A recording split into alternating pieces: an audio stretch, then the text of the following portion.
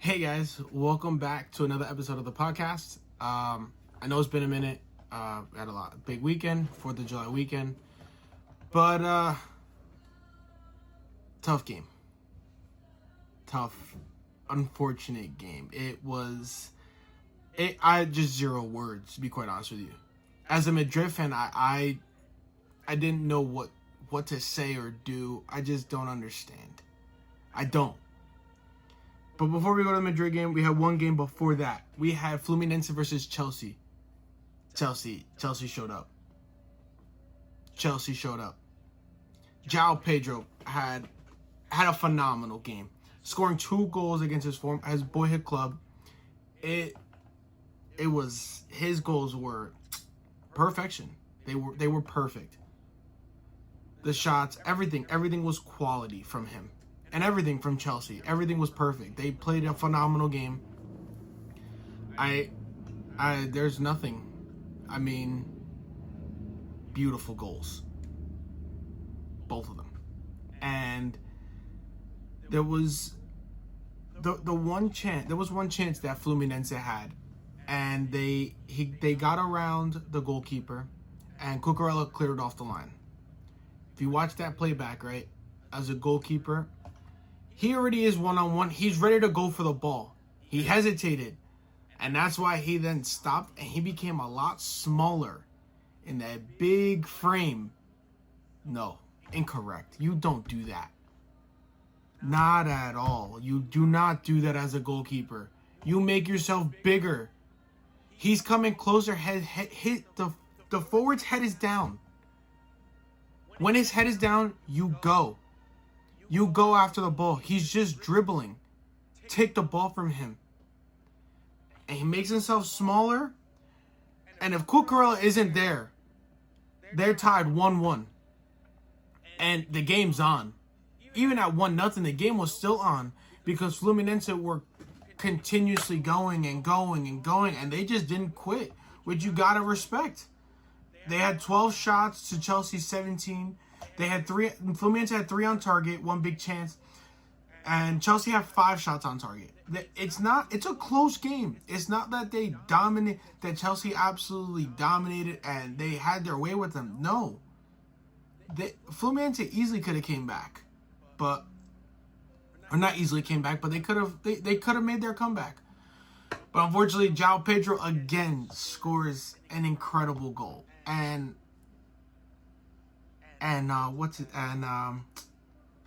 Cole Palmer took on 4 defenders right before the goal happened, to the build-up of the goal. Took on 4 defenders, was fouled, but it was that pass all the way down to João Pedro, and for him to go take the one touch in the inside, hit it off the bar into the corner. I mean, there's nothing more satisfying than that. And there's nothing the Fluminense goalkeeper could have done. Because well done, João Pedro, from both goals. Goalkeeper was fully stretched on both shots. And there's nothing that he could have done. João Pedro scored 2 absolute world-class goals against his boyhood club. And nobody was expecting goals like that. And I mean, listen, if there were other people that could have started over João Pedro, but Chelsea manager said, "Nah, we're gonna give you the chance. Let's see. Let's really see what you got." And he was not afraid. And you got to give him respect because he may have scored world-class goals, but didn't celebrate against your team. And you don't do that in football. You don't celebrate against your old club. The only way that you do it, and I still don't agree with it, is if the team does you dirty. But you don't celebrate your team. You show the class. And he's like, I did score, but I'm not going to celebrate. I don't do that. That's not right. And this kid's going to go on to Chelsea and probably do great things for them next season. I mean, Chelsea's team is doing phenomenal. And then they go to the final. But now we talk about the elephant in the room. I told you in the beginning, Madrid, I don't know what happened. Within the first 5 minutes, Courtois had to make incredible saves. We all know that. And there wasn't even enough time for anyone to really think, damn, Courtois really made great saves. Because in the 6th minute, Ruiz scores off one of the worst errors from a center back. And I loved Raul Asensio. When a lot of the team, when our center backs got injured this past season, Raul Asensio stepped up and really showed, I'm here to play. And I was looking forward to seeing him play this tournament, and he shit the bed. I don't care what anybody says. He has a horror show. First game against Al Hilal draws a PK. Second game gets a red card. Done. Within 2 games, you've got massive mistakes. No, I'm sorry. PK, and a red card in 2 games. Didn't play the 3rd and the 4th game. Plays this game now. And if you watch the replay, he takes the touch, but why is he taking his sweet time to boot the ball? Just hit it. He watches it and doesn't clear it. I'm just not understanding as to why. I'm really not understanding as to why he's not clearing it. Because kick it. You're under pressure. Fine, whatever. They go down 1-0 in 6 minutes. Then Ousmane Dembele or Rudiger, not even Ousmane Dembele, Rudiger completely misses the ball. How have we gotten 2 defensive errors in under 10 minutes? Explain that to me, because that's poor. And, people I was reading things and watching things saying we need to give PSG credit. Absolutely we do. But within the first 2 goals, I'm sorry, I give them credit for their press and their high press and the way that they were doing their thing. But Rudiger and Asensio there's no error there. There shouldn't be an error there. I just don't get it. I truly don't understand. I mean, Huijsen and Trent, not even Trent, because both those goals didn't come from that side, but Huijsen was playing a phenomenal tournament up until he got his red card against Dortmund. But there should be no excuse for those errors. Just because Huijsen's not starting doesn't mean that Asensio and Rudiger should continue making mistakes. Or Asensio making mistakes, Rudiger making that mistake. There should be no reason for it at all.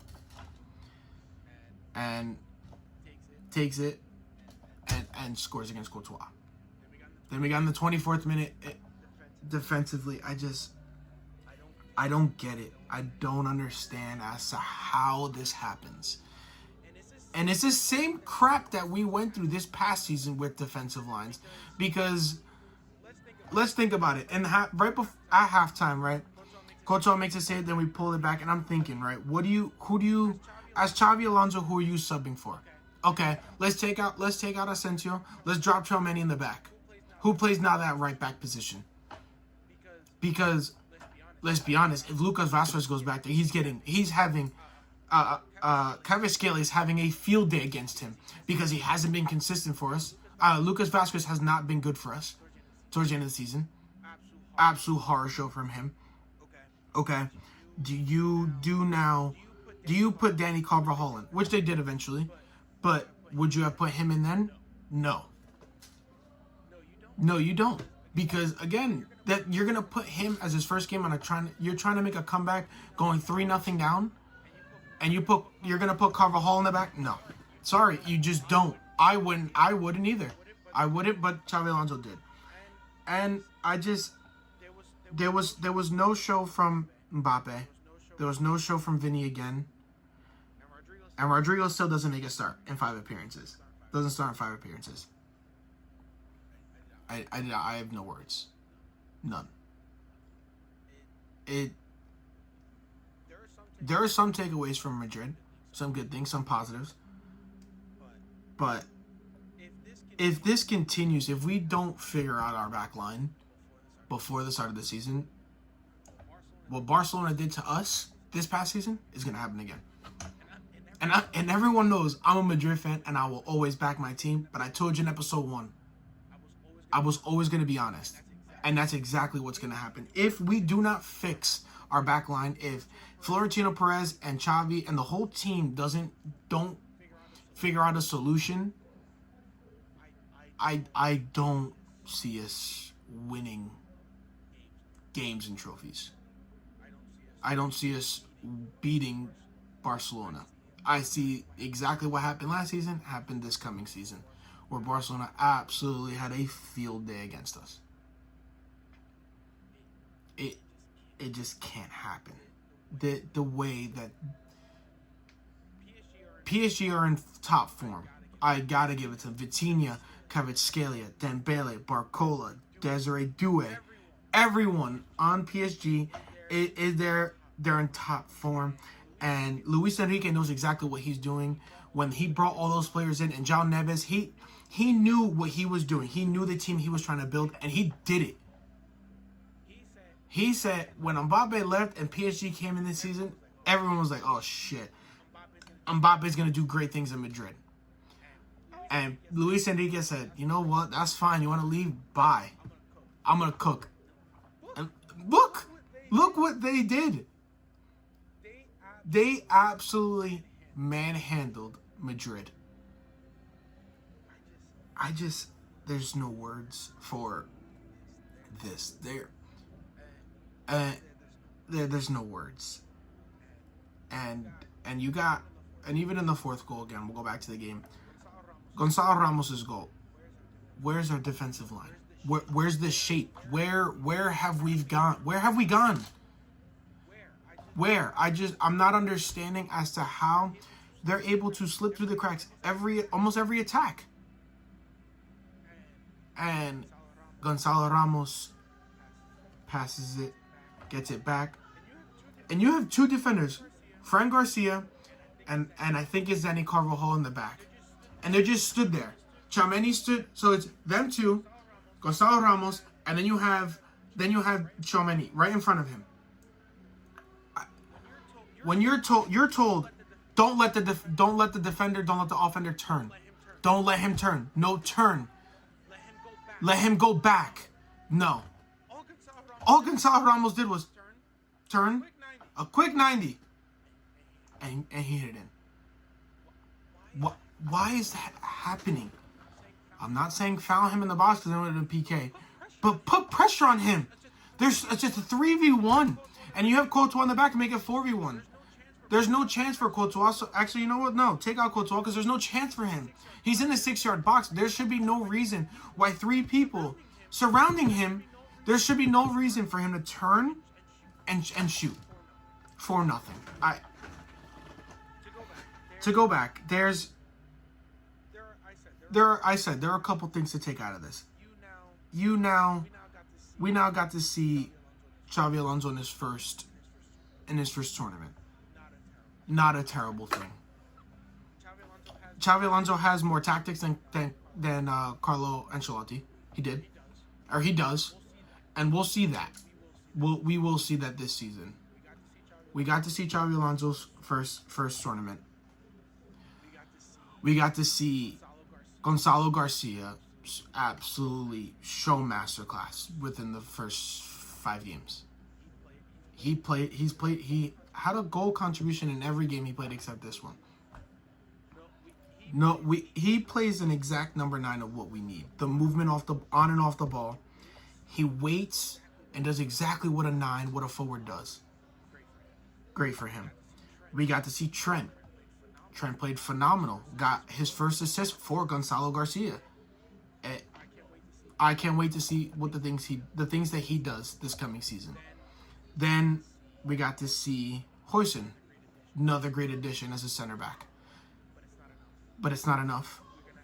They're gonna have to have some type of conversation with Rudiger and Asensio and Militao and Alaba and Huijsen, because I love the game that they had where they played 3 in the back. I love the Huijsen. It was the Dortmund game. The Huijsen, Tchouaméni, and Rudiger. I love that idea. The 3-5-2. Or whatever it is. But I love the 3 in the back. Have the 5 there. Have Frank Garcia and Trent have a field day because they both love to run, play attack, and defense. That's exactly what the wingbacks do. I love that because on offense they play with 5. On defense they play with on offense they play with maybe 3 to 4 in the up top. Then you have them in the back. Defensively you got 5. I loved it. I thought that was phenomenal. Obviously that wasn't the case because then Huijsen got a red card, and there was different tactics with this team. Because personally I think that if Huijsen didn't get a red card, I think Madrid should have played 5 in the back. I think that they should have done Huijsen, Tchouaméni, Rudiger, then Trent got hurt. Okay, so then you put Valverde, and then on the left you put Frank Garcia. I didn't mind it. I wouldn't have minded that. But this lineup was... No, it just wasn't enough. I don't think they should have played with 2 up top. Against PSG, I don't think that they should have played 2 up top. I don't think Mbappe should have started.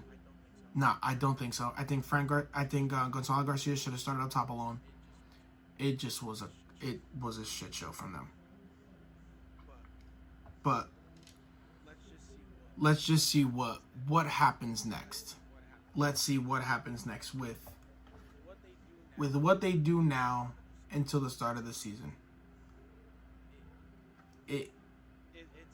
It's going to be very dicey to see Xabi Alonso's first season.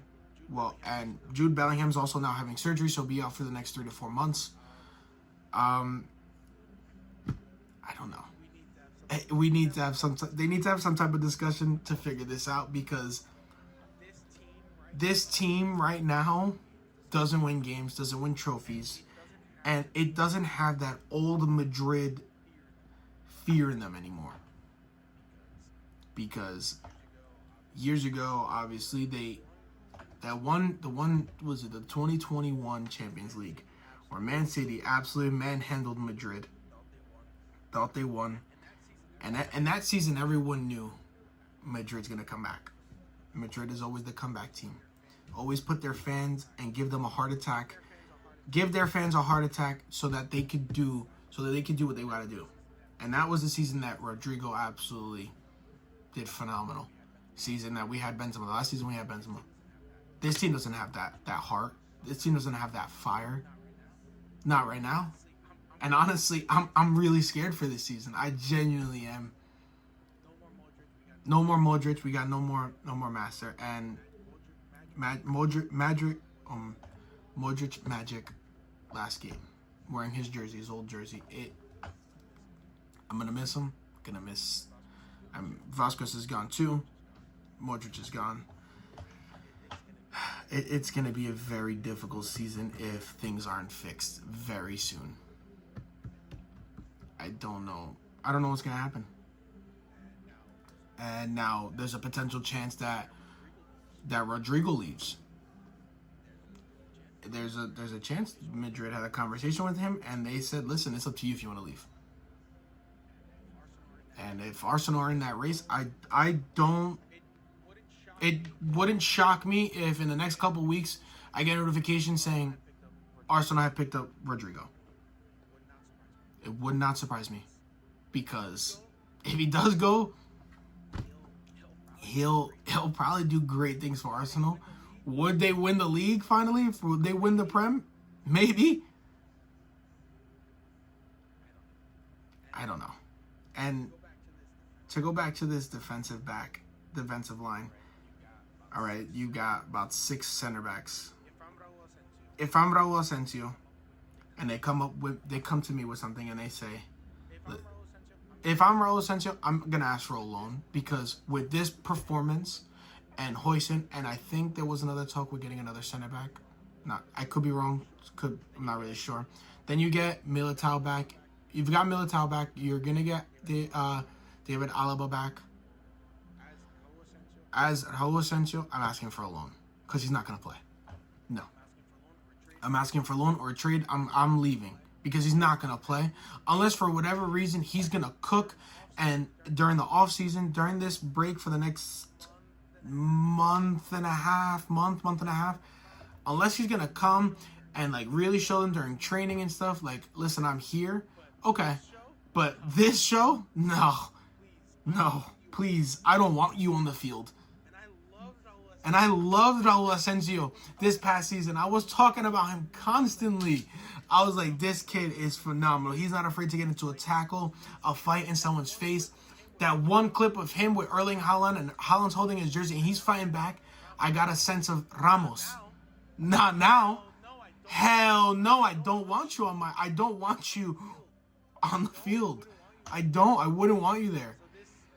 So this, let's see. And actually, I have someone tell me this for the final that Chelsea was going to beat PSG. No. Not a chance. No way. Who? You really think, yes, Chelsea are in great form right now. Chelsea don't beat PSG. Not a chance. Their backline doesn't stand a chance against Desiree Doué, Ousmane Dembele, and Kvaratskhelia. Those three. Then you have João Neves right behind them. But that right side that I'm looking at right now on my screen, this of the Madrid and PSG game, Chelsea don't stand a chance against that right side with Desiree Doué, João Neves, and Hakimi. They don't stand a chance on that right side. The left side, you have Kvaratskhelia, Ruiz, and Nuno Mendes. You're going to tell Chelsea don't stand a chance. They don't. Vitinha playing a phenomenal game. Phenomenal games. Phenomenal season. No, they don't. Chelsea don't stand a chance. PSG won what is that, 5 trophies? Yeah, they won. Yeah, they won 5 trophies. Won't surprise me. Not at all. In all honesty, as my last thing to say, Ousmane Dembele for the Ballon d'Or this year. Drop a comment if you believe me, if you think that, or who you else think, or text me, hit me up, whatever. Ousmane Dembele for the Ballon d'Or this year. Yes or no? I'm going to leave it at that. So, thank you guys for tuning in on episode 4. I will be back next week with a highlights and to talk about PSG beating Chelsea. I think they'll beat them. I think they'll beat them 3-0 or 3-1. I'll give it 3-1. Chelsea score a goal. I think PSG win 3-1. All right. Comment, like, subscribe, and I'll catch y'all later. From the net to the mic, I'll catch y'all later. Peace.